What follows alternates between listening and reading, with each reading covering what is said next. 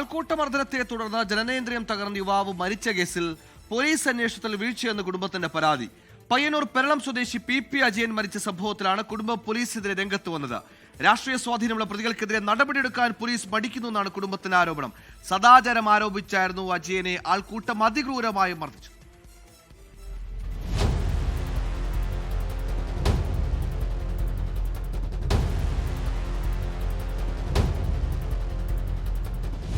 June 24-നാണ് Peralam സ്വദേശി Ajayan നീലേശ്വരത്ത് ക്രൂരമർദ്ദനത്തിനിരയായത്.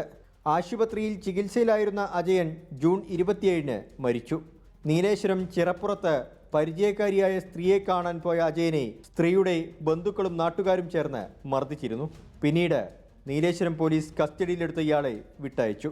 Police സ്റ്റേഷനിൽ നിന്ന് ഇറങ്ങിയ അജയന് വീണ്ടും മർദ്ദനമേറ്റുവെന്നാണ് ഭാര്യ സീമയുടെ പരാതി. ജനനേന്ദ്രിയം തകർന്നുണ്ടായ ആന്തരിക രക്തസ്രാവമാണ് മരണത്തിന് കാരണമായതെന്നാണ് പോസ്റ്റ്മോർട്ടം റിപ്പോർട്ട്. എന്നെ മാർക്കറ്റിൽ വെച്ച് ആദ്യം ഒരു കൂട്ടം ആൾക്കാർ മർദ്ദിച്ചു എന്നാണ്. അതിന്റെ ഫലമായിട്ട് വീട്ടിൽ വന്നതിന് ശേഷം നല്ല വയറുവേദന ഉണ്ടായിന്. നല്ല വയറുവേദന, മൂത്രം പോകാത്തൊരവസ്ഥയായിട്ട് ഹോസ്പിറ്റലിൽ പോകുമ്പോൾ അവിടെ എത്തിയിട്ട് കുറച്ച് സമയം ഉണ്ടായിന്. അപ്പോൾ മരിച്ചുപോയി. അവരൊരു CPM പ്രവർത്തകയാണെന്നാണ് പറഞ്ഞത്. അവർ വിളിച്ചവരും അവർ അത്തരത്തിലുള്ള ആൾക്കാരെന്ന് അറിയാൻ പറ്റിയത് അവരെ സ്വാധീനം, രാഷ്ട്രീയ സ്വാധീനം കൊണ്ടാണ് കേസ് എങ്ങും എത്താത്തതെന്നാണ് പറയുന്നത്. പിന്നെ ആടിയിലെ കടക്കാരൊക്കെ നമ്മളോട് നേരിട്ടും അല്ലാതെയും പറയുന്നുണ്ട്. അവർ സംഭവം കണ്ടവര് അവർക്കൊരു ഭീഷണി ഉണ്ടായിന്, സാക്ഷി പറയാൻ പാടില്ല. അടിവയറ്റിലും ജനനേന്ദ്രിയത്തിലുമേറ്റ മാരകമായ മുറിവുകൾക്കൊപ്പം ശരീരത്തിന്റെ പല ഭാഗങ്ങളിലും ക്ഷതമേറ്റതായി പോസ്റ്റ്മോർട്ടം റിപ്പോർട്ടിലുണ്ട്.